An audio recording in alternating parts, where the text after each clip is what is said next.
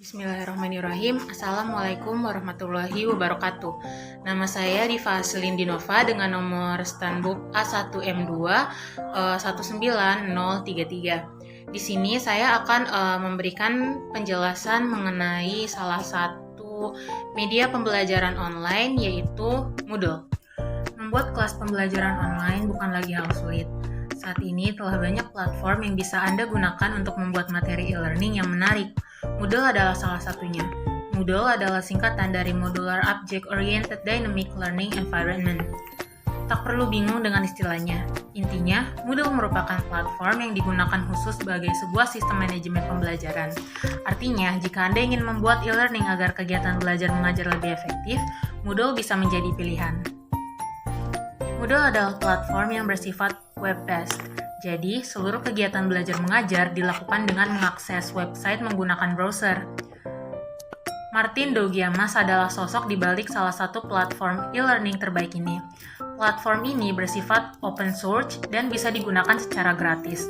Dengan demikian, bisa menjadi solusi cara belajar mengajar yang murah tapi tetap efektif. Tak heran, banyak sekolah, kampus, dan lembaga pendidikan menggunakan Moodle. Namun, banyak juga perusahaan besar di dunia yang menggunakan Moodle sebagai media belajar bagi para karyawannya. Salah satu contohnya adalah Shell. Kepopuleran Moodle berkembang dengan pesat sejak dirilis. Hingga saat ini, ada lebih dari 190 juta pengguna Moodle di seluruh dunia. Nah, sekarang saya akan menjelaskan tentang bagaimana cara kita mengoperasikan Moodle. Jadi, pada dasarnya, Moodle bisa digunakan dengan 3 cara utama, yaitu self-hosted device manage menggunakan Moodle Cloud, dan integrasi dengan WordPress. Self-hosted artinya Anda memiliki website dengan server sendiri dan lalu mengelolanya secara mandiri. Bisa dilakukan dengan berlangganan layanan hosting. Sebaliknya, Moodle Cloud adalah layanan yang membantu Anda membuat website pembelajaran online dengan server yang sudah disiapkan.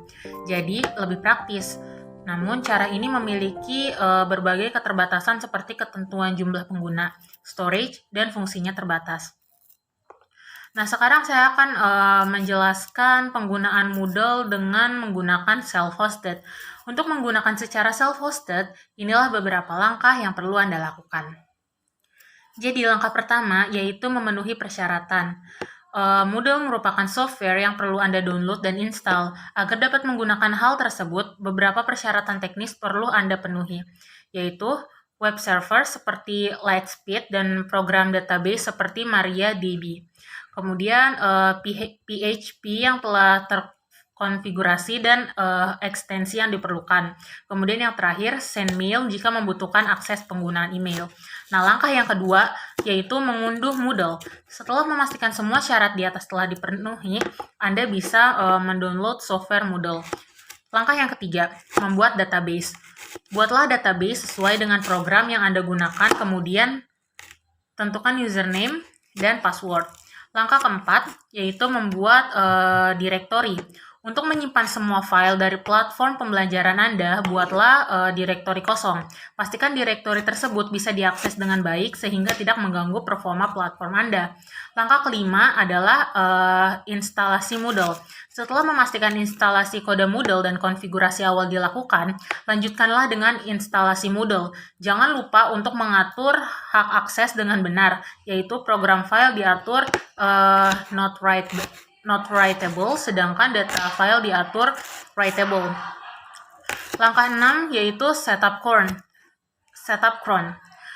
Cron job adalah sebuah program yang menjalankan perintah secara otomatis. Langkah ini perlu Anda lakukan setelah tahapan instalasi Moodle berhasil. Rekomendasi cron job yang perlu disetting adalah setiap menit. Kemudian langkah yang terakhir yaitu adalah website Moodle sudah siap diakses. Selamat, Anda sudah dapat mengakses website Moodle Anda jika semua langkah di atas sudah dilakukan dengan benar. Selanjutnya, Anda cukup menyiapkan materi dan membuat berbagai kursus melalui menu utama Moodle. Nah, sekarang saya akan menunjukkan beberapa fitur unggulan dari Moodle. Moodle memiliki banyak sekali fitur yang diperlukan untuk membangun e-learning Anda. Apa saja fitur unggulan Moodle tersebut? Yang pertama yaitu adalah personalized dashboard.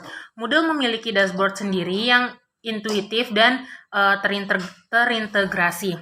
Berbagai informasi penting bisa langsung Anda akses dari halaman utama tersebut, mulai dari daftar kursus, kalender kegiatan, pengguna yang sedang online, hingga pengumuman umum. Dashboard ini juga bisa dikustomisasi sesuai hak akses yang dimiliki oleh masing-masing peran, guru, siswa, dan administrator. Yang kedua yaitu adalah file management. Ketika membuat materi pelajaran atau ujian, Anda bisa dengan mudah menambahkan file baru ke dalamnya. Cukup dengan drag and drop. File otomatis akan menjadi bagian kursus Anda. Cara lain adalah dengan menambahkan resource materi yang ada di kursus lain, bisa berupa sebuah file, folder, atau alamat URL. Yang ketiga adalah progress tracking. Akan sangat sulit memastikan kesuksesan sebuah pembelajaran tanpa diikuti pengawasan yang baik. Itulah alasan Moodle terus mengembangkan fitur tracking, fitur tracking progres di platform mereka. Menariknya, fitur tracking ini meliputi semua penilaian yang bisa dilakukan melalui platform pembelajaran ini. Selain semua penilaian di atas, Moodle juga memiliki fitur reports dan analytics yang berguna untuk mengetahui penjelasan dari setiap progres yang tercatat. Yang keempat adalah multimedia integration. Cara termudah untuk belajar adalah menggunakan berbagai jenis media yang saling mendukung. Selain itu, pendekatan ini juga membuat pengalaman belajar menjadi tidak membosankan. Moodle mendukung upaya ini dengan kemudahan integrasi multimedia pada platform mereka, baik pada materi pembelajaran maupun ujian. Pengajar bisa menggunakan multimedia seperti audio, video, dan gambar dengan berbagai format. Padahal bisa juga menggunakan media embedding dari YouTube atau Vimeo.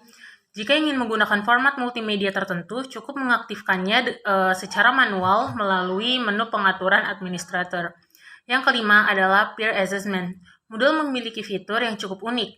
Pengajar bisa meminta peserta pembelajaran untuk memberikan penilaian temannya. Selain dapat mendapatkan hasil lebih cepat, cara ini tentu akan melibatkan partisipasi peserta yang lebih baik.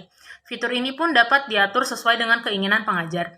Bisa berlangsung secara otomatis atau dengan cara penunjukan langsung di mana salah satu peserta dipasangkan dengan peserta lainnya. Kemudian yang terakhir adalah inline feedback. Pengajar tak perlu memberikan koreksi atas tugas yang diberikan menggunakan dokumen yang berbeda. Dengan Moodle, koreksi dan feedback bisa langsung digunakan melalui browser pada tugas tersebut. File dokumen yang diunggah peserta pembelajaran bisa langsung diberi catatan atau di-highlight. Tentu saja, ke-6 fitur di atas hanya beberapa fitur unggulan dari Moodle. Masih banyak fitur lainnya yang bisa Anda gunakan sesuai kebutuhan dan jenis kursus online yang Anda bangun. Baiklah, sekian penjelasan saya mengenai aplikasi Moodle. Saya harap penjelasan saya tadi bisa menarik perhatian dan keinginan Anda untuk menggunakan salah satu dari banyaknya fitur pembelajaran online terbaik ini. Dan saya harap video ini juga bisa bermanfaat bagi kalian yang menontonnya. Kurang dan lebihnya mohon dimaafkan. Wabillahi taufiq wal hidayah. Wassalamualaikum warahmatullahi wabarakatuh.